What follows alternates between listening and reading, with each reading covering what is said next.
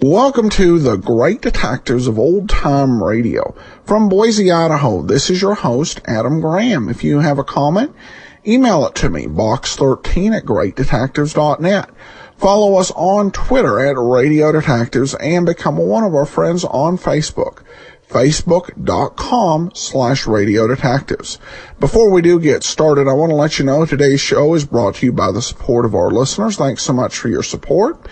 And I also have a review of the Philip Marlowe movie, The Barasher Doubloon, up at greatdetectives.net on Saturday, so be sure and check that out. But now it's time for the lineup to resume after a 5-week break. It returned on September the 10th with today's episode, The Jane Doe Case. Ladies and gentlemen, we take you now by transcription behind the scenes of a police headquarters in a great American city, where under the cold, glaring lights will pass before us the innocent, the vagrant, the thief, the murderer. This is the lineup.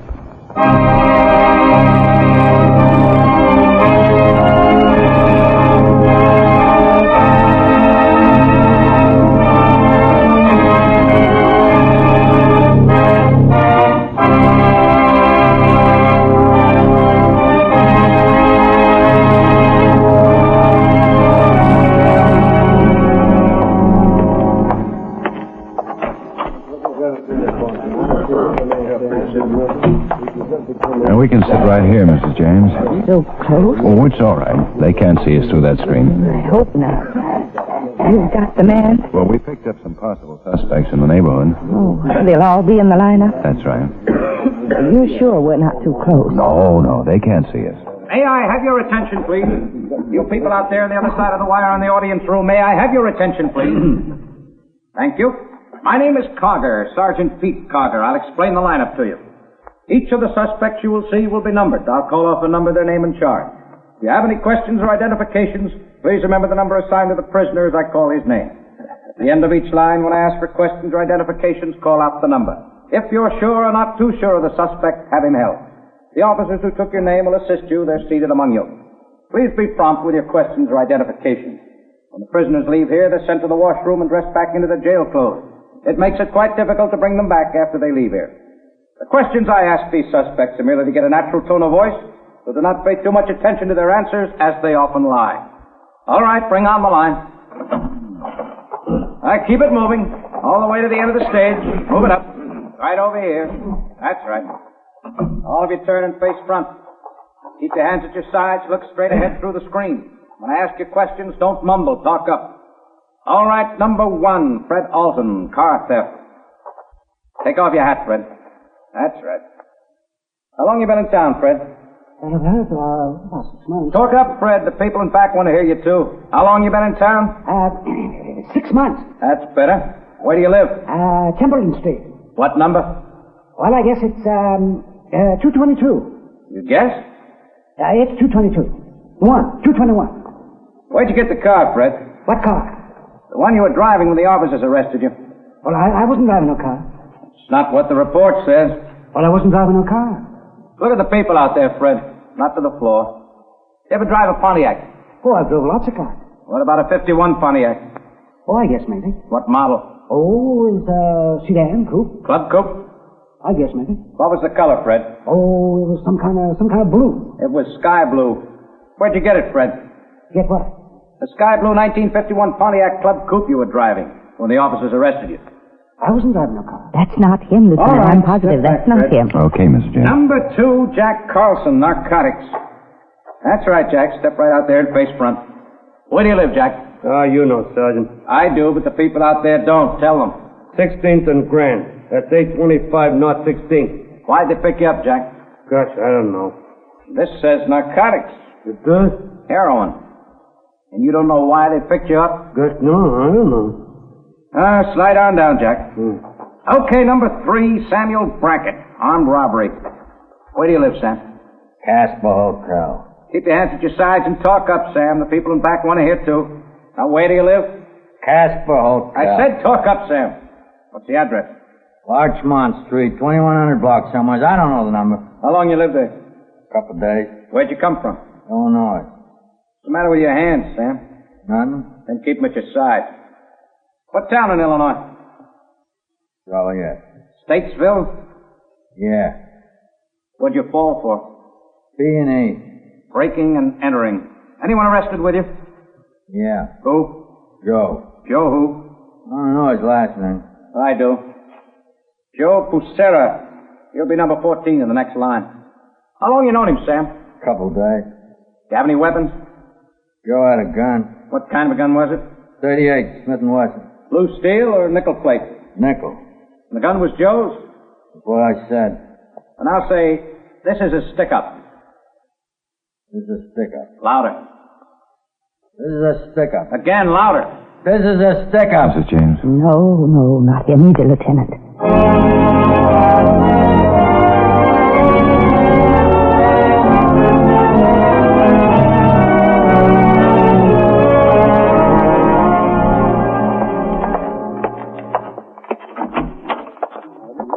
Come in, Pete.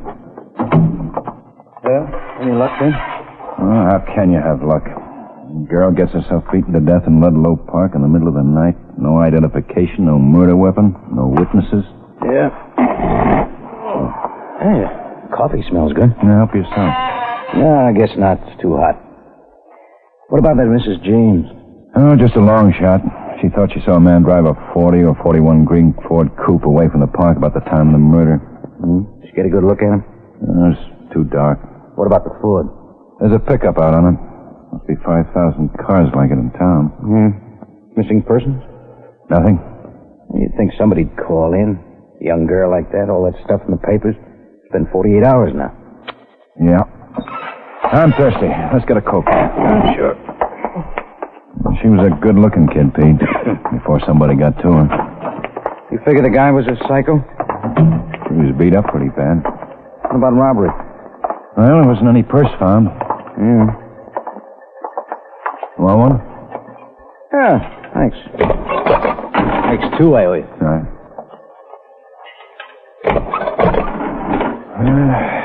What kind of deal drives you nuts?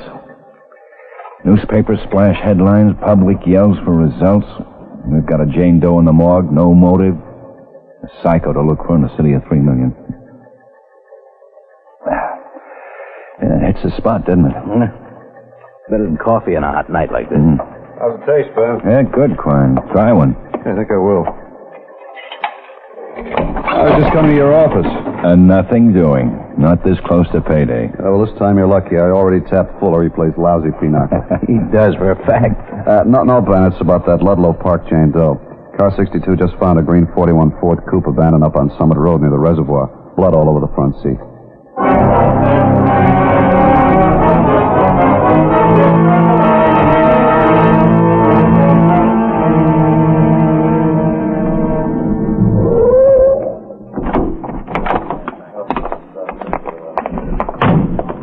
Fuller didn't waste any time getting here. Smart boy. Must be 20 degrees cooler here than at the crime lab. Hi, Lieutenant. How's it look, Fuller? Well, it could be the jalopy you're after, Lieutenant. There's dried blood on that front seat, all right. Take a look. Let's have the flash. Sure, here. No mistake about that. Well, I can't even be sure it's human, Ben, until I test back at the lab. Now, there's a gambler for you. What are the odds on how you test out for it? It's very funny. What about prints? Yeah, we've dusted. Nothing. No registration slip, Ben. There's no plates either. Anybody call in on the motor and serial numbers? Crockett's checking now. No, I'll see how he's making out. The car's clean the rest of the way, too. The glove compartment, the rear deck, under and behind the seats. Regular spring house cleaning, huh? Yeah, only somebody got messy about that front seat. Yeah. Think it's the buggy you're looking for? Well, it could be. Could have killed her in the car, tossed the body out in the park, and driven up here. Yeah. Car's been here a couple of days. Guessing? Well, look at the weeds in the tire tracks. Oh, they tell you, huh?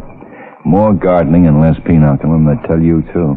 I make more money at pinochle. Well, that's not what Quine says. Lucky stiff. He must have been carrying a horseshoe around. Oh, we got a registration in the car, Ben. Oh, what is it? Mary Chambers, 811 Agar Street. Want to run over? It's too early to go to bed.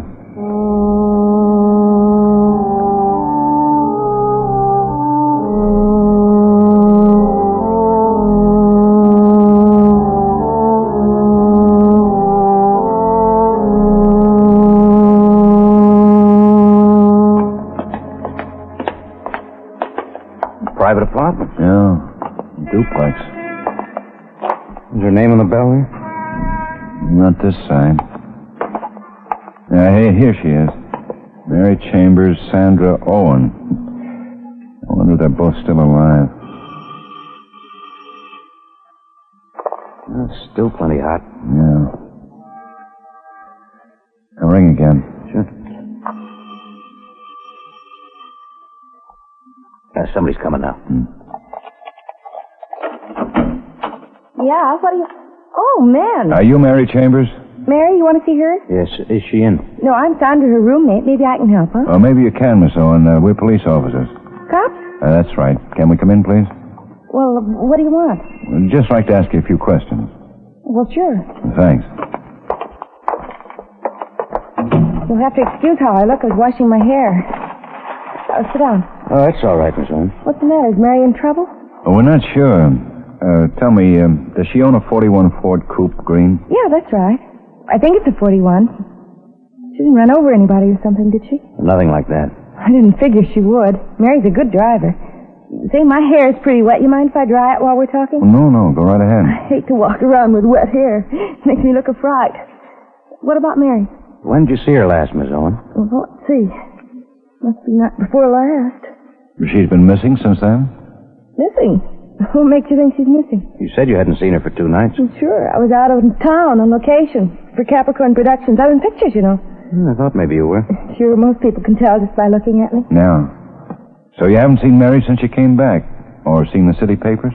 No, but why all the questions? If the kid's in trouble, tell me. Is that her picture on the radio? Yeah, that's her. What do you think, Ben? Kind of glamorous. Hard to tell. For Pete's sake, officer, spell it, will you? What's going on? What's with Mary? Well, I'm sorry, Miss Owen, but I'm afraid Mary Chambers might be dead. This... Murdered. You're kidding. Aren't you kidding? Would you mind coming down to the morgue with us? Make a possible identification? Oh, sure. Sure, I'll go. Wait here a second. I'll get some clothes on. No hurry.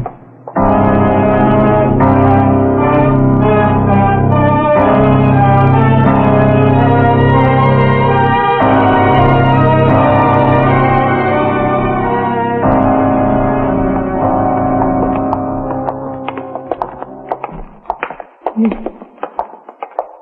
this where she is, Lieutenant? That's right. This is the first time I've ever been in a place like this. I kind of hate... I'm sorry. It's the only way to make sure. Oh, hi, Lieutenant. Which one tonight? Jane Doe number 1, George. The Ludlow Park girl, huh? Right here. It might be kind of rough on the lady, Lieutenant. You saw her? Yeah. Now pull it back. Sure. Can you see him, Miss Owen? Not too well. Better step closer.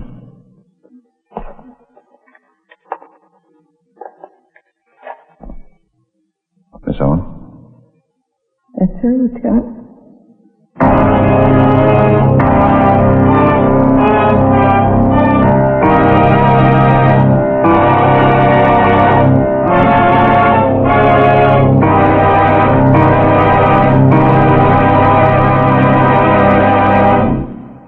Jack Benny's back in town. And that means, of course, the whole delightful Jack Benny gang's back on CBS Radio Sunday nights. Listen in this coming Sunday for the laughs of your life with Mary, Dennis, Bob Crosby, Rochester, and the rest of the Jack Benny Show. Back in action again where? We're right here on CBS Radio, of course.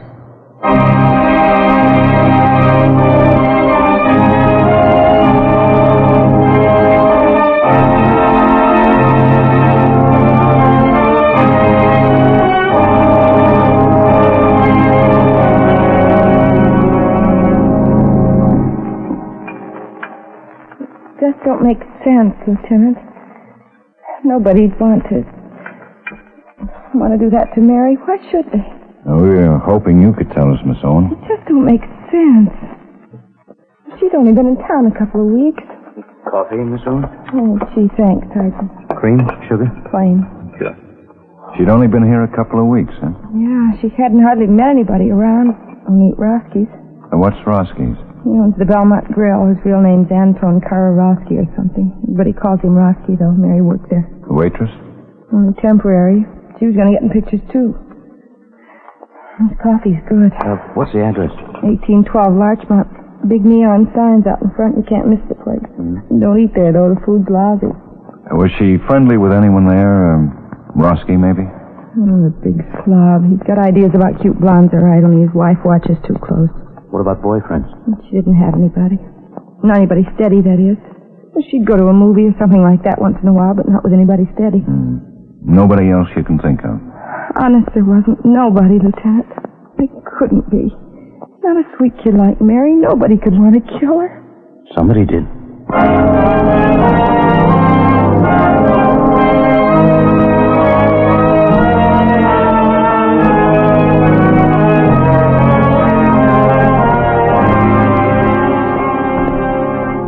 Why you guys always pick a lousy time to ask questions? Your place isn't busy, Roski? Who's talking busy? My wife's around. She gets ideas. She got any about you and Mary Chambers? Like she's got with every waitress. Nothing more? Look, I'll tell you like that. In this business, you got to have waitresses. Good lookers. Sexy, you understand? Only with my wife, it don't pay. Everything I got to do with women is poison. What does she want? I should run a men's room concession? Let's get back to Mary Chambers. What's to get back to? All I know is like that. She worked here a couple weeks. Up no more, and that's all. That's a pretty good reason. I guess she beat her brutal, like paper said. Worse. What kind of beat her to death brutal like that? What about your customers, Roski? Notice anybody making a particular play for her? Look, I'll explain you like that. With pretty girls like I got, usual, the customers, they try. What they got to lose?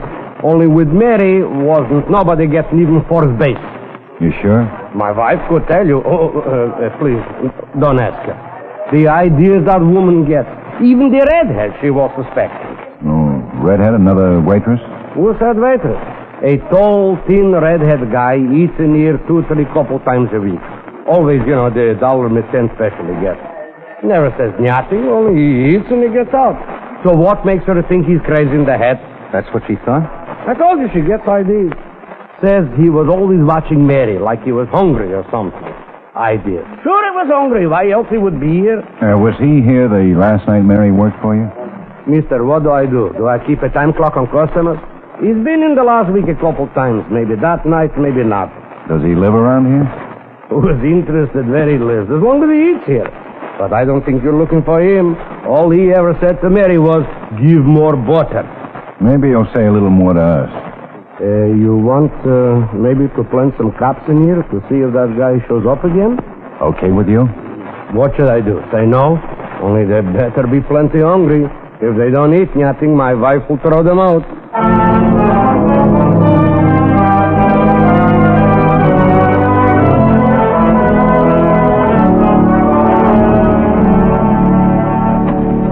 You hear that? Oh, come in, Pete. Hey, you're a little late. I had to stop at the drugstore. Stomach again? Yeah. Lucky you didn't have any of Roski's apple pie. I had the huckleberry yesterday. Oh. 5 days of that food. And they say a cop's feet take a beating. Who's down there now? Quine and Burton. We'll keep the steak out another 24 hours, then we have to figure he won't show up there again. If he ever ate that apple pie, he won't. Yeah. Well, nothing doing here either. Yeah, what's this? Registered SDs. Got him from Doc Gerson's office. Oh, what's he say? Killer figures to be a psycho, all right. Probably a deviant. Only there's not a tall, thin, red-headed man in the bunch. He's not in the neighborhood either. We checked 7 blocks in all directions from the restaurant. How can there be a hunk of territory that big without a red-headed man living in it? Beats me. Well, maybe he dyed his hair. All I know is that we have to get this guy before... Guthrie. Quiet down. Your man just came in.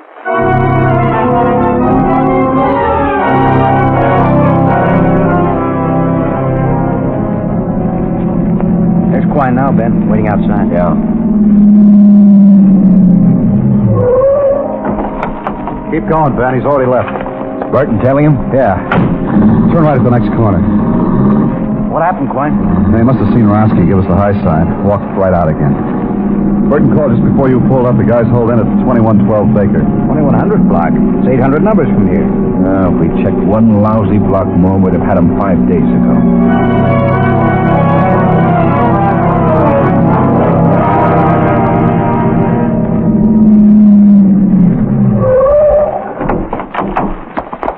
Where'd Burton call from? Landlady's apartment. He must still be in there. Yeah, cover the back door, Quine. We'll go in.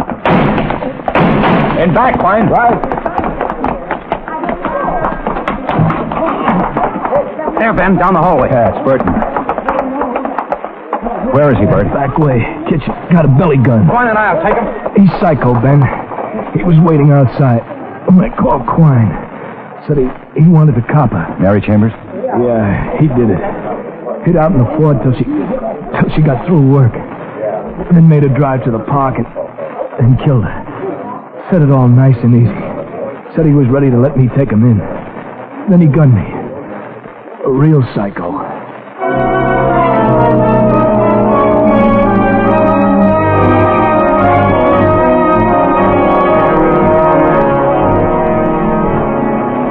He ducked in here somewhere, Ben. Yeah, we'll find him. Sure knew the neighborhood all right. Never saw so many backyards and alleys in my life. Couldn't get a clean shot anywhere. It's going to be tougher here. All these kids around. He must have figured that. Yeah, we should spot him. Tall, redhead like that. Hey, look at that ride. Rocket ships. Sure keep the kids up to date. They're really going for it, too. I wouldn't mind having a piece of that. Hey, there he is. Where, Ben? Ferris wheel. Yeah, you see him? Yeah, he's running the thing. He must work here. Uh-huh. Guns down, a cop knows we're tailing him, and he comes to work. How do you figure that? Well, what I'm trying to figure out is how to take him before he starts gunning down a few kids. Well, we can't clear the place. No. Might be all he needs to start triggering. No, we can't take the chance. Well, his landlady would. Said he was a nice, sweet young man. Always paid his rent on time. Thinks we're making a mistake. His name's Emmett Foley. We can't rush him. No. Where he's standing, operating that hand lever, there's fences on both sides.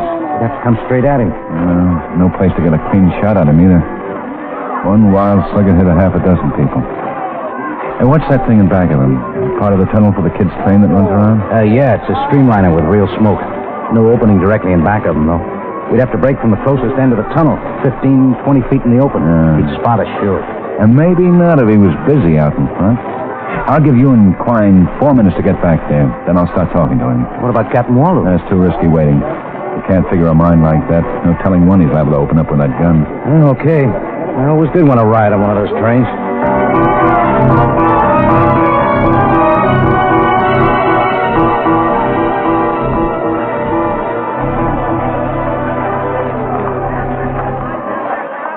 Dig it goes back over that way, mister. How much for a ride on that thing? 2 bits and worth, too. It's the best ride in the park. Yeah, it looks like it, all right. Say, is it safe? You ought to know better than that. We got mostly kids riding in this park. Nobody takes chances on hurting kids. Yeah, I guess that's right. What's that lever you operate there? That a brake or something? Don't come any closer, mister. I got a gun. Well, what are you doing with that? You're a cop. I can tell. I can always tell a cop. Shouldn't have come here, mister. Now I gotta kill you, too. Like you killed Mary Chambers? You shouldn't have been that way. Not looking at me, not caring about me. I loved her, and she wouldn't even look at me. Is that why, Emmett? You thought she didn't like you? Did you ask her about it when you were out in the park? She laughed. And I loved her, and she laughed. And the tire iron was right there, and there wasn't anything else I could do. You shouldn't have laughed at me. You're right, Foley. That wasn't nice of her. It wasn't a bit nice of her to laugh at you. Stand still! You're trying to get close to me, aren't you?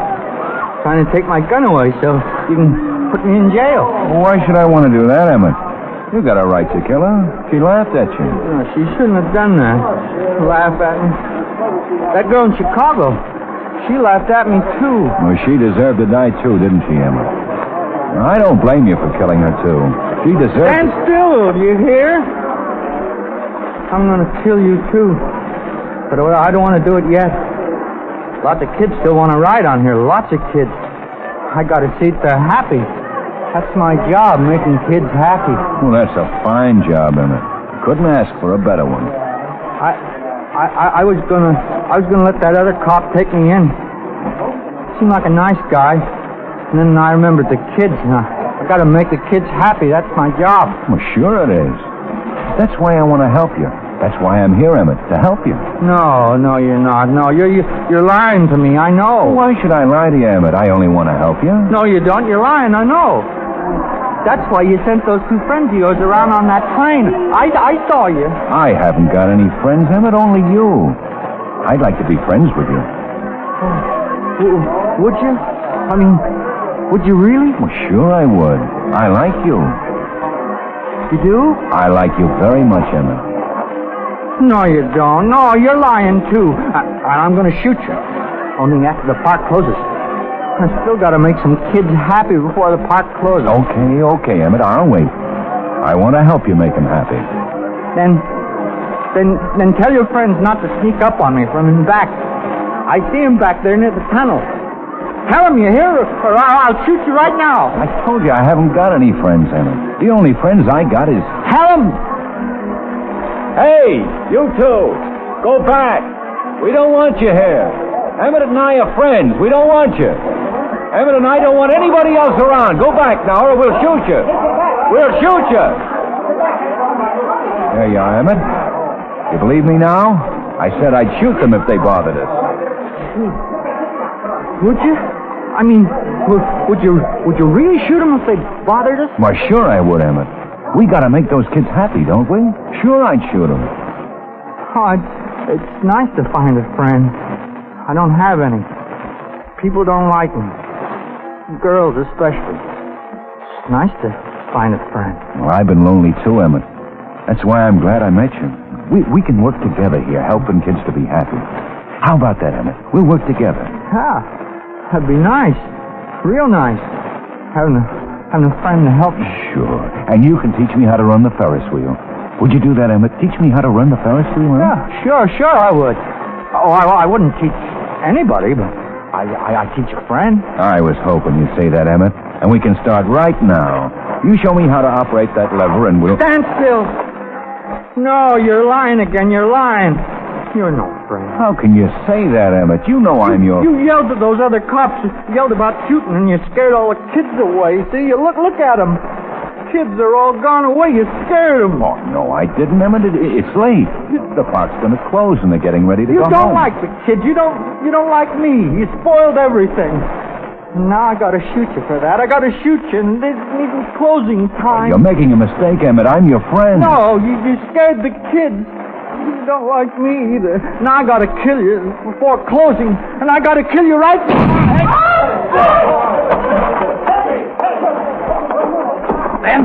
Okay, Pete. Well, that crowd sure took its time clearing away. Didn't think I'd ever get a clean beat on him. Yeah. Pete, find somebody who knows how to stop this fool wheel, will you? It's been going around in front of my eyes so long I'm getting dizzy.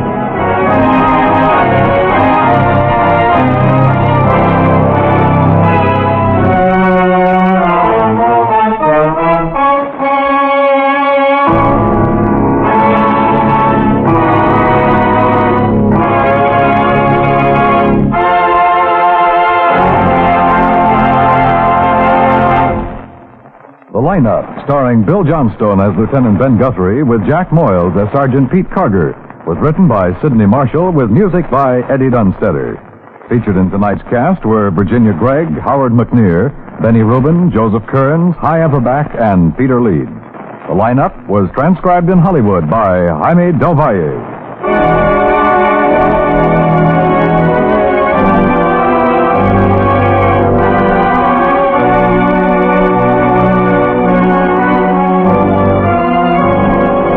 Friday night is Music Night on CBS Radio. Enjoy the orchestras of Alfredo Antonini and Ray Blige. Songs by Earl Wrightson, Jimmy Carroll, Eugenie Baird, and Francis Greer. Hear Georgie Price and his Big Timers. Music and song from America's new and old musical comedy, from vaudeville's greatest days.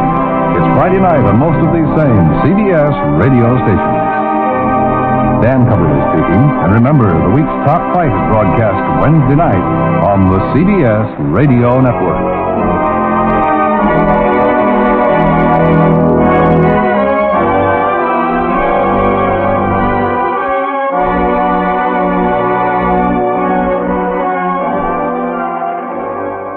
Welcome back. Well, it's been a long while since we heard William Johnstone's humoring a crazy person voice, but definitely needed here.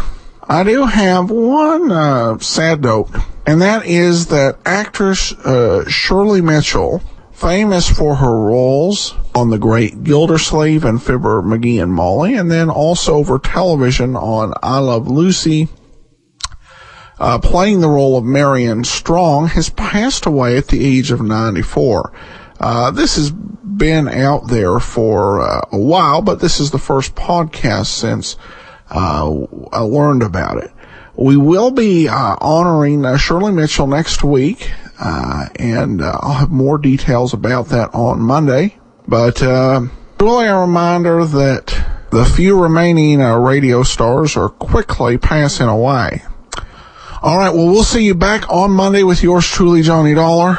And then join us back here next Saturday for the lineup. In the meantime, send your comments to box13@greatdetectives.net. From Boise, Idaho, this is your host, Adam Graham, signing off.